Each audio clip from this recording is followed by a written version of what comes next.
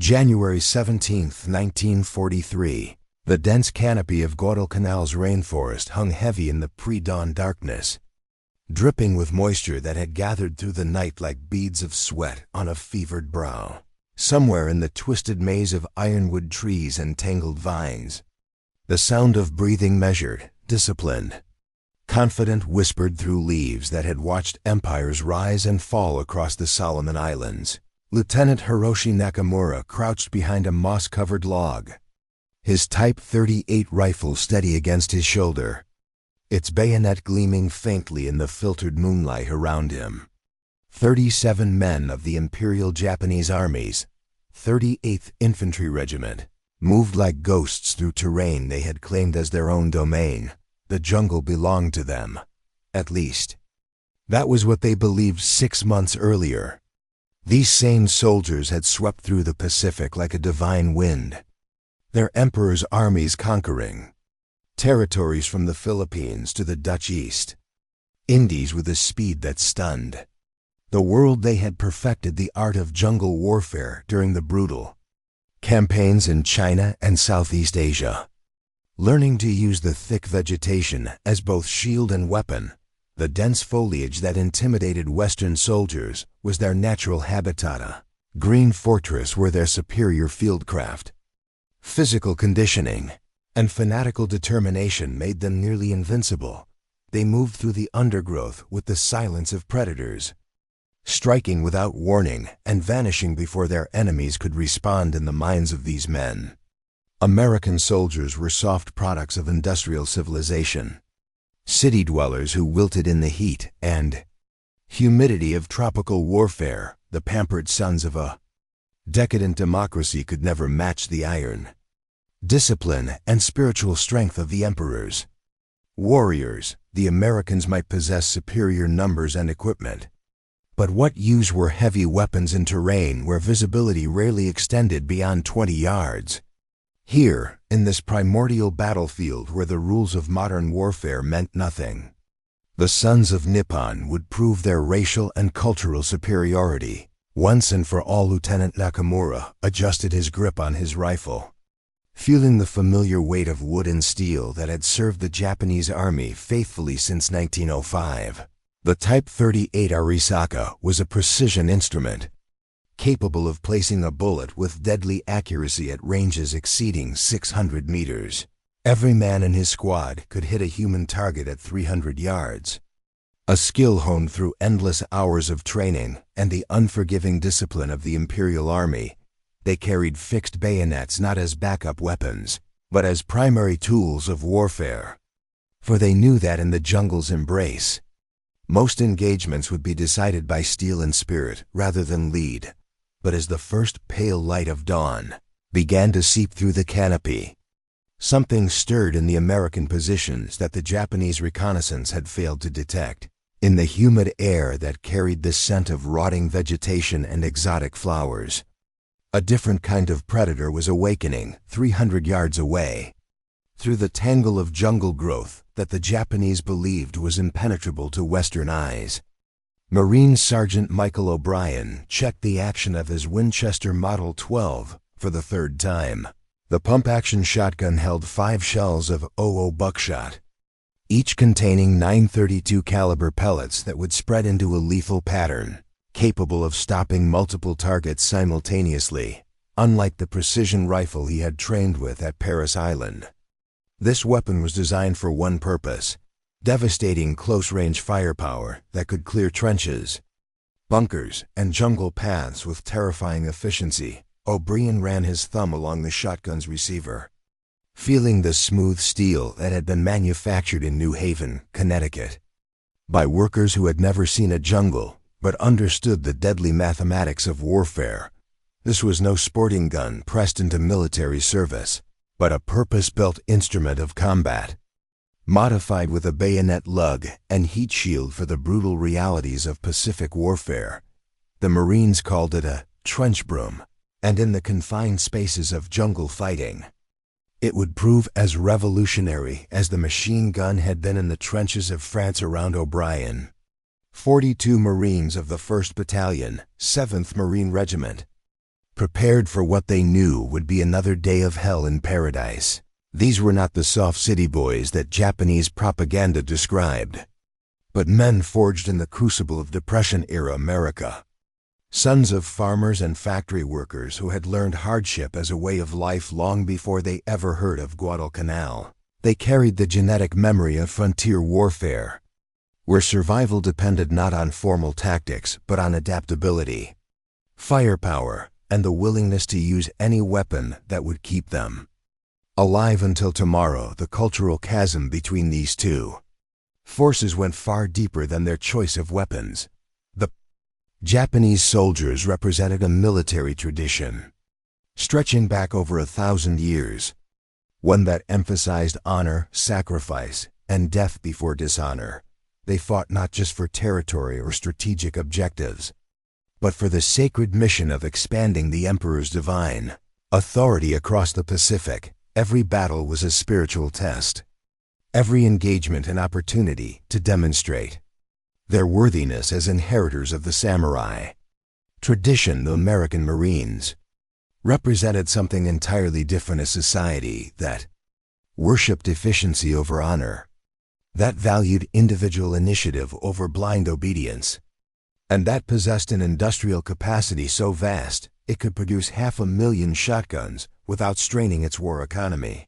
These were not warriors in the traditional sense, but citizen soldiers who approached warfare with the same pragmatic, problem-solving mentality they applied to everything else.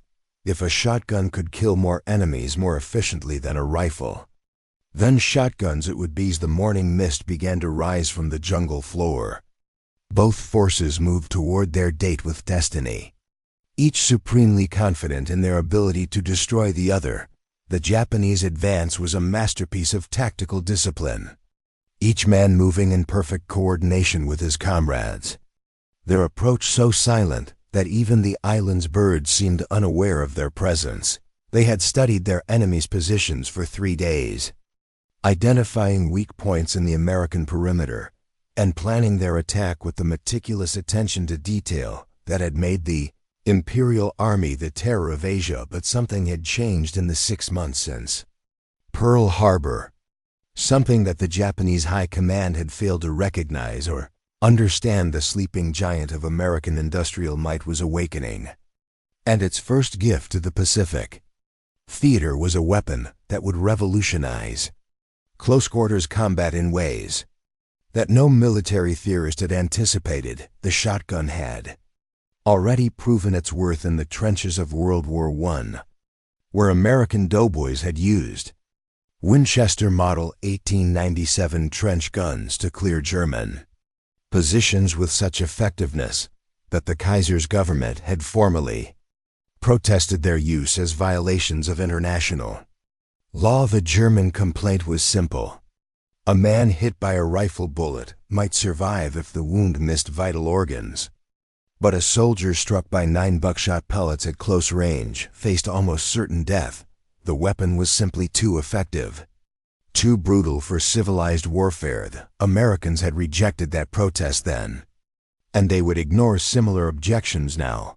War was not a sporting contest governed by rules of fair play, but a deadly struggle where victory belonged to those willing to use every available advantage. If the jungle environment favored weapons optimized for close-range combat, then American industry would produce those weapons by the thousands.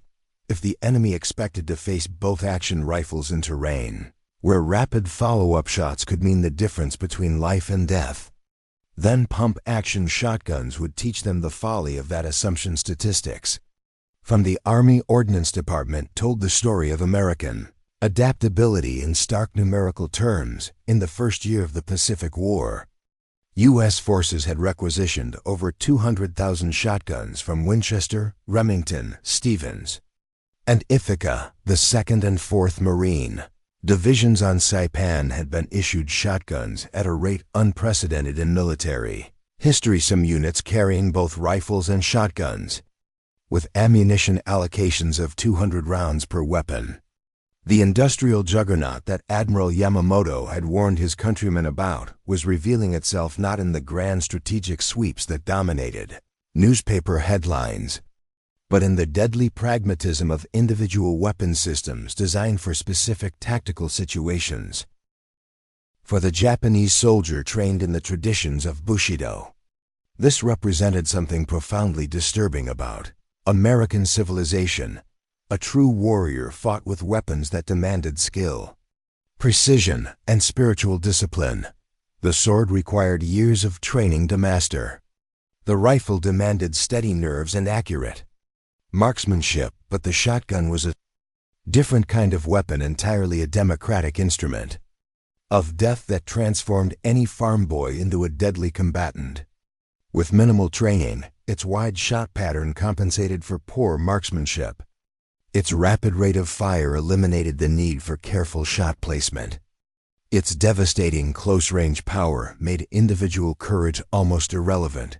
This was not just a tactical innovation, but a philosophical challenge to everything the Japanese military believed about warfare in their worldview. Combat was a test of character that separated the worthy from the unworthy.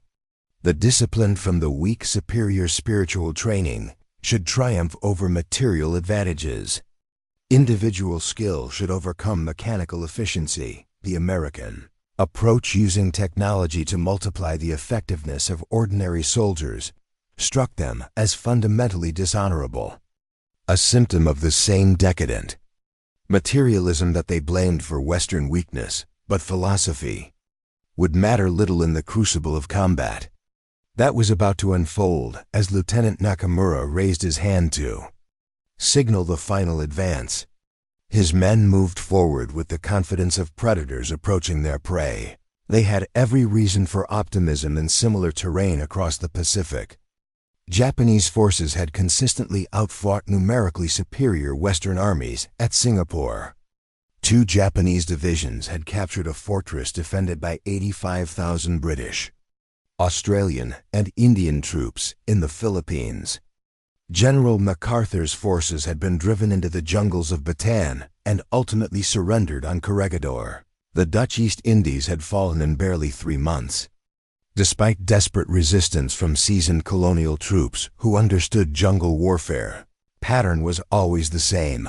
Western forces, dependent on heavy weapons and conventional tactics, found themselves helpless in terrain that negated their technological advantages, unable to coordinate artillery support through the dense canopy, incapable of maintaining radio communication in the electromagnetic chaos of tropical thunderstorms, blinded by vegetation that turned every 100 yards into a separate battlefield. They inevitably succumbed to Japanese units that seemed to materialize from nowhere and vanish just as quickly. Lieutenant Nakamura had personally witnessed this phenomenon at the Battle of Java Sea, where he had served as a forward observer for artillery units that never got the chance to fire a single shell. The Dutch colonial troops, despite their decades of experience in Indonesia, had been psychologically broken by an enemy who fought according to no recognizable pattern. They expected frontal assaults that could be met with concentrated firepower, organized retreats that could be interdicted by artillery, and defensive positions that could be reduced by methodical bombardment. Instead, they faced an enemy that flowed around their positions like water, striking at weak points with suicidal ferocity before melting back into terrain that seemed to swallow entire companies without a trace. The Americans would be no different. Despite their industrial might and impressive supply lines, they remained Western soldiers with Western weaknesses.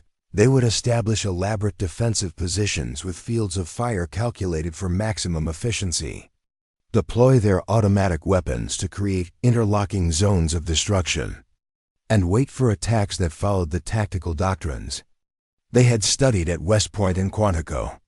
When those attacks failed to materialize, when instead they faced infiltration tactics perfected in the mountains of China and the jungles of Malaya, they would break just as their allies had done throughout the first year of the war at 0647 hours, as recorded in the 7th Marine Regiment's daily operations log. Lieutenant Nakamura's confidence received its first shock The jungle erupted in a sound that none of his men had ever heard before. Not the sharp crack of rifle fire or the stutter of machine guns, but a deeper, throatier roar that seemed to shake the very trees in the space of 30 seconds. 9 of his soldiers were down, some killed outright by multiple wounds, others writhing in agony as buckshot shredded flesh and bone with an efficiency that rifle bullets could never match. Sergeant O'Brien worked the pump of his Winchester with the mechanical precision of a man who had practiced the motion until it became as natural as breathing. Each stroke ejected a spent shell and chambered a fresh round, maintaining a rate of fire that would have been impossible with any bolt-action rifle around him.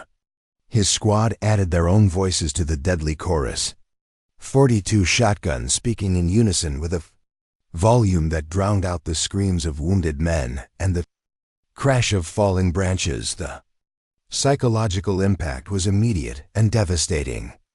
Japanese soldiers who had faced artillery, bombardments, and machine gun nests without flinching found themselves paralyzed by terror at the sound of weapons they could not identify or understand. The distinctive boom of shotgun fire, amplified by the natural acoustics of the jungle, created an auditory landscape of pure menace that seemed to come from every direction at once.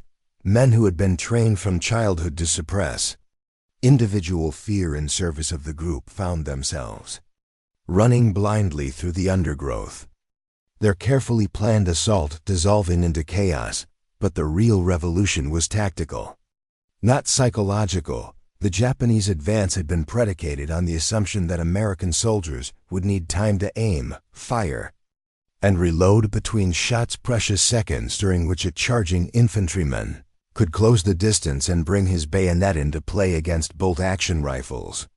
This calculation made perfect sense. A skilled soldier with an Arisaka could cycle his action and deliver accurate fire every 3 to 4 seconds, while his opposite number with an M1 Garand might manage 2 to 3 seconds between shots. In either case, a determined assault could overwhelm defensive positions before the defenders could inflict casualties severe enough to break the attack. The shotgun changed those calculations completely. Sergeant O'Brien could maintain a sustained rate of fire that approached 1 round per second, and each round had the potential to disable multiple targets simultaneously. The wide shot pattern that had made shotguns popular for hunting birds proved equally effective against human beings, moving through dense vegetation where a rifle bullet might miss a soldier partially concealed behind a tree trunk. Buckshot would find gaps between branches and leaves that seemed too small for any projectile to penetrate. First Class Tommy Henderson, a 19-year-old from rural Alabama, had grown up hunting squirrels and rabbits with his grandfather's Model 12. The techniques that had put meat on his family's table during the worst years of the Depression translated seamlessly to combat. He didn't aim his shotgun in the traditional sense, but pointed it like an extension of his body, leading moving targets with an instinct developed through years of practice. When a Japanese soldier emerged from behind a massive ironwood tree, Henderson's shotgun spoke before his conscious mind had time to process the threat. 9 pellets of .00 buckshot, each carrying the kinetic energy of a .32 caliber pistol round, struck the enemy center mass and dropped him instantly. Mathematics of lethality told the story in brutal clarity. A rifle bullet, no matter how well placed, created a single wound channel roughly the diameter of the projectile itself. Vital organs might be missed by inches, leaving the target wounded, but still capable of fighting. Buckshot created multiple wound channels simultaneously, each capable of causing life-threatening damage. A man struck by a single pellet might survive. A man struck by 5 or 6 pellets faced injuries that would have required an entire squad of riflemen to inflict. Lieutenant Nakamura, pinned behind a fallen log by fire that seemed to emanate from invisible sources, began to understand the magnitude of his miscalculation. The weapons reports he had been given described American units equipped with M1 Garands and Thompson submachine guns, formidable infantry weapons. But ones that Japanese tactical doctrine had learned to counter. There had been no mention of shotguns, no analysis of their capabilities in jungle warfare, no discussion of how they might change the fundamental dynamics of close-quarters combat. The intelligence failure was systematic, and profound Japanese reconnaissance had focused on identifying heavy weapons positions, machine gun nests, mortar batteries, and artillery emplacements that could be neutralized by infiltration tactics or concentrated assault. Individual weapons carried by ordinary infantrymen had been dismissed as tactical irrelevancies, minor details that could be ignored in favor of more pressing strategic considerations. The idea that foot soldiers might carry weapons capable of fundamentally altering the balance of combat had simply never occurred to planners who thought in terms of traditional military hierarchies where firepower was concentrated in specialized units. But the Americans had democratized destruction in ways that challenged every assumption about modern warfare. Every Marine squad now possessed firepower that would have required an entire platoon to deploy in previous conflicts. The industrial capacity that Japanese leaders had dismissed as a source of weakness, the civilian economy's emphasis on mass production over craftsmanship, quantity over quality, had produced a tactical revolution that their military philosophers were intellectually unprepared to understand. As the sound of American shotguns echoed through the jungle, Lieutenant Nakamura felt something that he had never experienced in his military career. Doubt not about his own courage or the righteousness of his cause, but about the fundamental assumptions that underpinned Japanese strategic thinking. If American industry could produce 500,000 specialized combat shotguns without straining its wartime economy, what other innovations were emerging from the factories of Detroit and Pittsburgh? If ordinary Marines could be equipped with weapons that multiplied their individual effectiveness by orders of magnitude, how could Japanese forces hope to maintain the tactical superiority that their entire Pacific strategy depended upon? The answer came in the form of another volley from the American positions. 42 shotguns firing in a ragged sequence that lasted nearly 15 seconds. When the echoes finally faded, 13 more of Nakamura's men were casualties, some killed outright, others wounded so severely that they would require immediate evacuation in less than 10 minutes. His carefully planned assault had been reduced to a bloody shambles by weapons that his training had never prepared him to face. The symbolic object that would come to represent American abundance in this savage theater was not a flag or a medal, but a simple brass shotgun shell. Unlike the paper-wrapped cartridges that Japanese forces had been forced to adopt due to material shortages, American shotgun ammunition was manufactured with brass cases that could be reloaded dozens of times. The golden cylinders scattered across every battlefield told the story of an industrial economy that could afford to waste metal on non-essential components, that could produce ammunition in such quantities that logistics officers never worried about conservation. To Japanese soldiers accustomed to rationing every round, the sight of Marines discarding spent shotgun shells without a second thought was profoundly demoralizing. Each brass case represented raw materials that the Japanese war economy could not afford to squander, manufacturing capacity that the home islands did not possess, and a casual attitude toward resources that spoke of wealth beyond their comprehension. The shells became totems of American invincibility, physical proof that they faced an enemy whose material advantages could not be overcome by superior fighting spirit. A lone Private Henderson had grown up in a sharecropper's cabin where every penny counted, where ammunition was too expensive to waste on practice, and every shot had to bring home meat or go unfired. But here in the Pacific, the Corps supplied him with ammunition in quantities that would have seemed miraculous to his Depression-era family. His load-bearing equipment carried 40 rounds of .00 buckshot, and the regimental supply officer had assured him that resupply would be available whenever he needed it. The brass cases glittered like gold coins, scattered across the jungle floor, visible proof of an economic system that could support global warfare while simultaneously raising the standard of living for civilians on the home front. The tactical implications extended far beyond individual engagements. Japanese strategic planning had been based on the assumption that American forces, like all Western armies, would be constrained by limited ammunition supplies and the need to conserve resources for extended campaigns.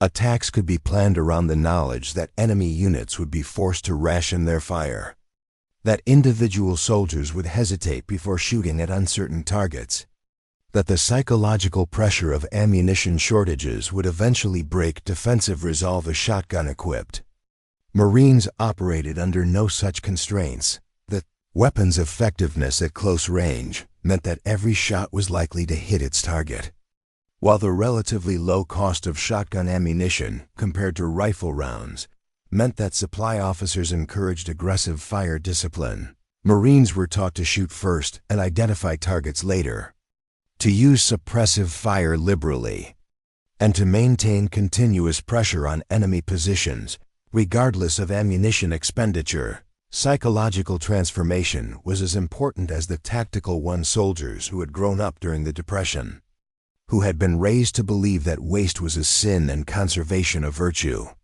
found themselves wielding weapons that embodied American industrial abundance. Every trigger pull represented resources that their grandparents could never have imagined, manufacturing capacity that exceeded the combined output of their enemies, and a national commitment to victory that would spare no expense to achieve its objective. Sergeant O'Brien had been born in 1918, the same year that American shotgunners in France had prompted German protests about inhumane weapons. His father had served with the IEF and carried home stories about trench brooms that could clear enemy positions with devastating efficiency. Now, a generation later, the son was wielding an improved version of the same weapon against an enemy that had made the same mistake as the Kaiser's soldiers, underestimating the American capacity for practical innovation in the service of organized violence.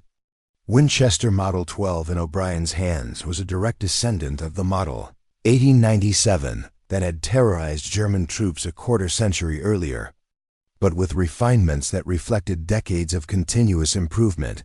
The action was smoother, the barrel stronger, the overall design optimized for sustained combat use rather than occasional hunting expeditions. American engineers had studied the lessons of the First World War and incorporated them into weapons systems that reflected the nation's growing military sophistication. But the real innovation was not technological but organizational. Previous armies had treated specialized weapons as exotic tools for elite units, too expensive and complex for widespread deployment.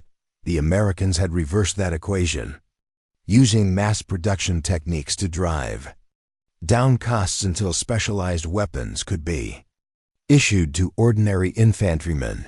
The same industrial philosophy that had put automobiles within reach of factory workers had made combat shotguns available to every Marine squad that needed them. As Lieutenant Nakamura's shattered force began its retreat through the jungle, carrying their wounded and leaving their dead behind, the sound of American shotguns continued to echo through the canopy like distant thunder. The weapon that had been designed for clearing trenches had found new purpose in terrain that the Americans were only beginning to understand.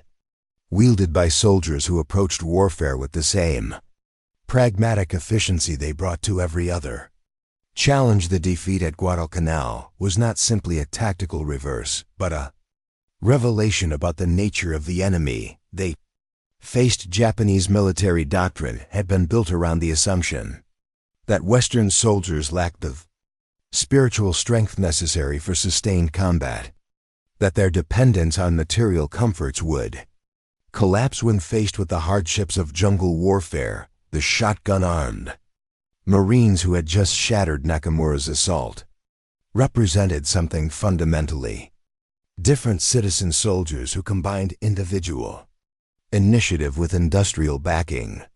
Men who could adapt to any environment because their society had given them the tools to do so. The brass shotgun shells scattered across the battlefield would remain there for decades, slowly tarnishing in the tropical humidity, but never completely disappearing.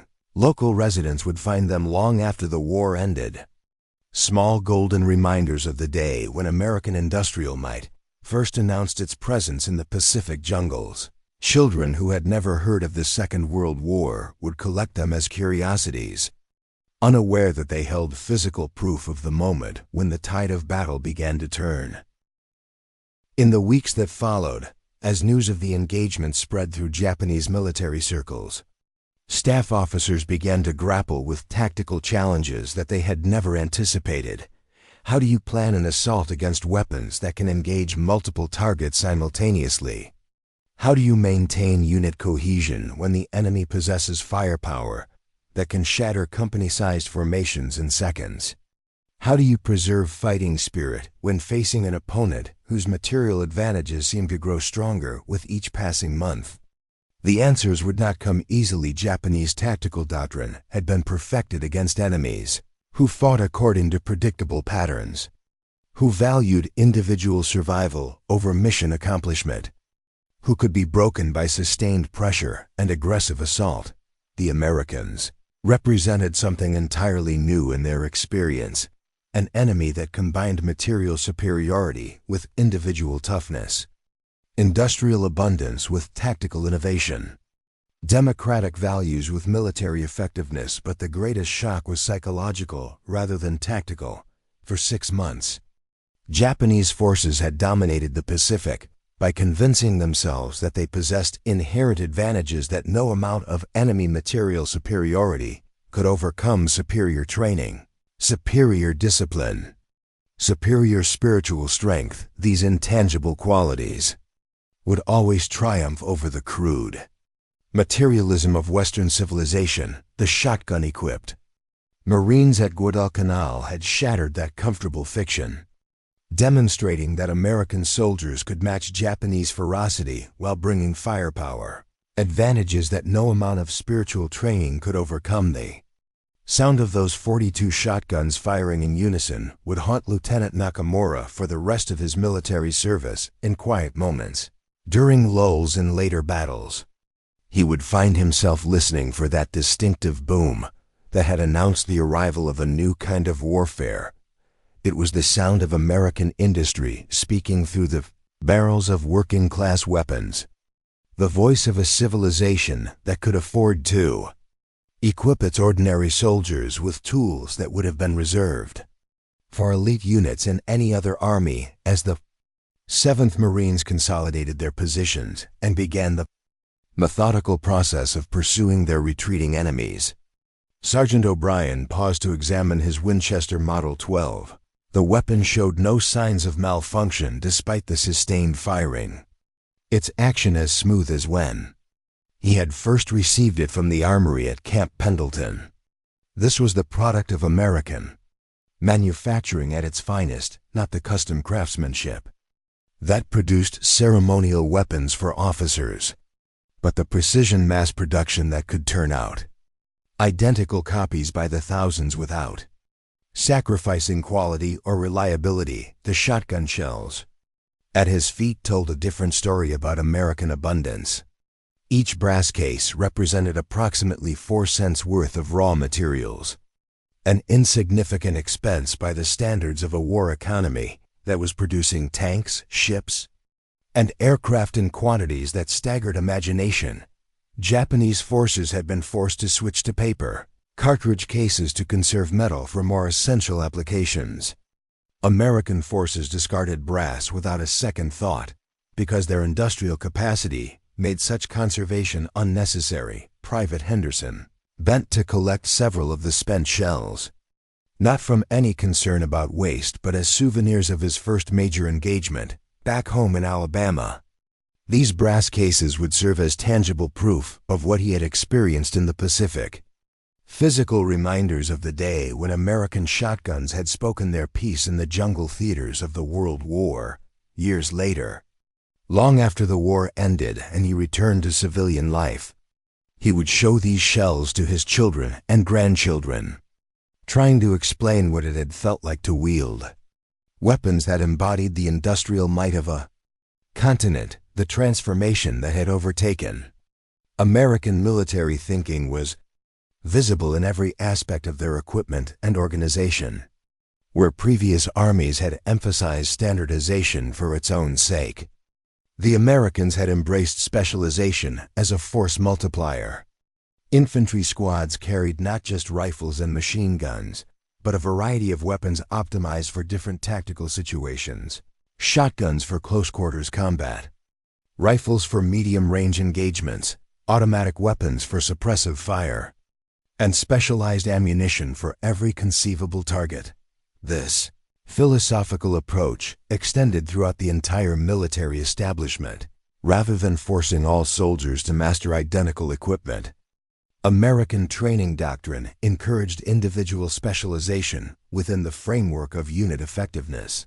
Men who had grown up hunting with shotguns became the squad's close-quarters specialists. Former target shooters became designated marksmen. Factory workers familiar with automatic machinery became machine gunners. The result was military units that combined individual expertise with collective effectiveness.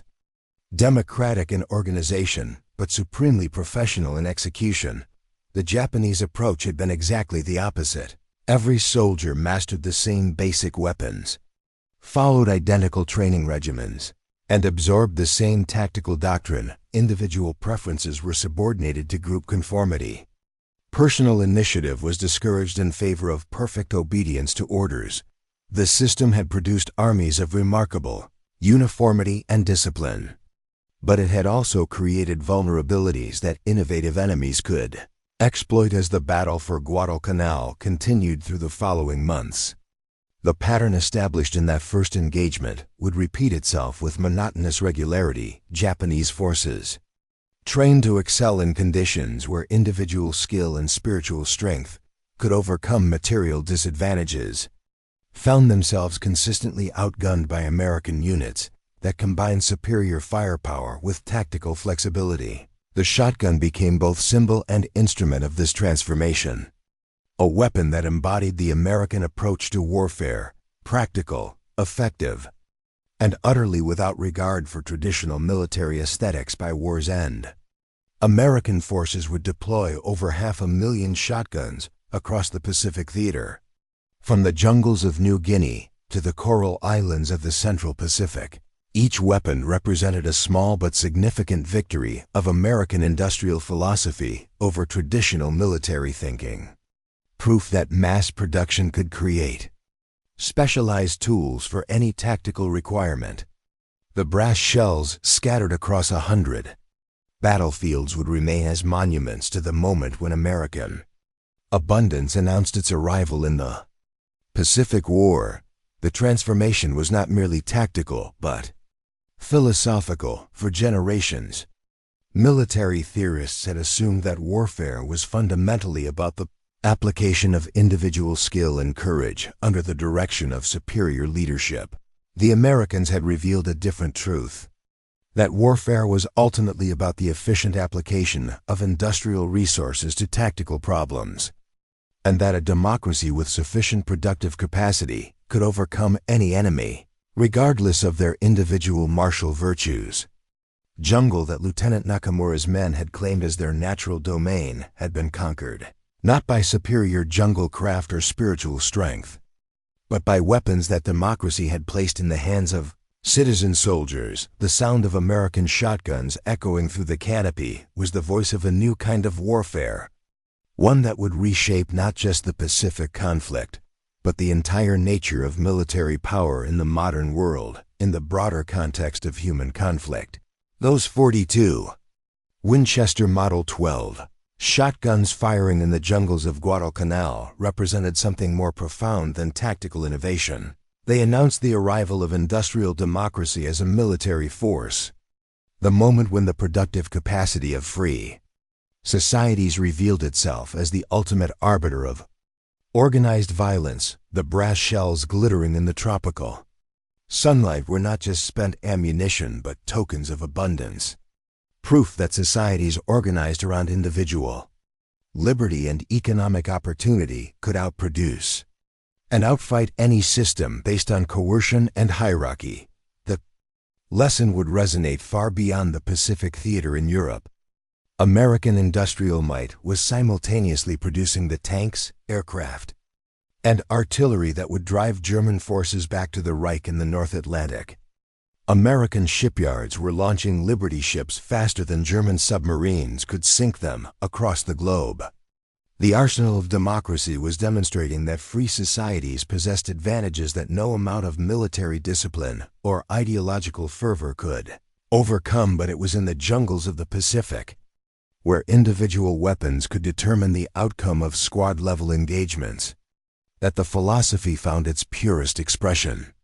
Every Marine who carried a Winchester Model 12 into combat was wielding not just a firearm, but a statement about the nature of American civilization. Here was a society that could afford to equip its ordinary citizens with specialized tools, that valued individual effectiveness over collective conformity, that approached even the most ancient of human activities, warfare, with the same innovative spirit that had built the world's most productive economy. The sound of those shotguns would echo through the Pacific War and beyond, a mechanical thunder that announced the ascendancy of industrial democracy over all competing systems of social organization. In the spent brass shells scattered across the jungle floor, future historians would find physical evidence of the moment when American abundance became a strategic weapon more powerful than any single innovation in military technology. The jungle had indeed belonged to someone, but not to those who claimed it through tradition or spiritual connection. It belonged, like every other strategic environment in the modern world, to those who could bring superior resources to bear in the service of tactical objectives. And in the winter of 1943, that meant it belonged to the citizen soldiers of American democracy, armed with weapons that their industrial system had provided and trained to use them with the pragmatic efficiency that characterized everything their society produced. Lieutenant Nakamura would carry the memory of that sound for the rest of his life, the distinctive boom of American shotguns announcing the arrival of a new kind of enemy in the years after the war. As Japan rebuilt itself according to American principles of industrial democracy, he would come to understand that those weapons had represented more than tactical innovation. They had been harbingers of a transformation that would reshape not just warfare but the entire structure of international relations, proving that societies organized around individual freedom and economic opportunity possessed advantages that no authoritarian system could hope to match. The brass shells remained in the jungle long after the battles ended, slowly corroding in the tropical humidity but never completely disappearing. They had become part of the landscape, tangible reminders of the day when American industrial might first spoke its piece in the Pacific theater. And in their persistent presence, they testified to a truth that would outlast the war itself, that freedom, when combined with abundance, created a military force more powerful than any empire built on conquest and coercion. For in the end, the jungle had not belonged to those who moved through it most silently, but to those who possessed the tools to transform it into whatever they needed it to become. And on January 17, 1943, those tools spoke with the voice of American shotguns, announcing that the age of industrial warfare had arrived in the Pacific, and with it, the inevitable triumph of democratic abundance over authoritarian scarcity.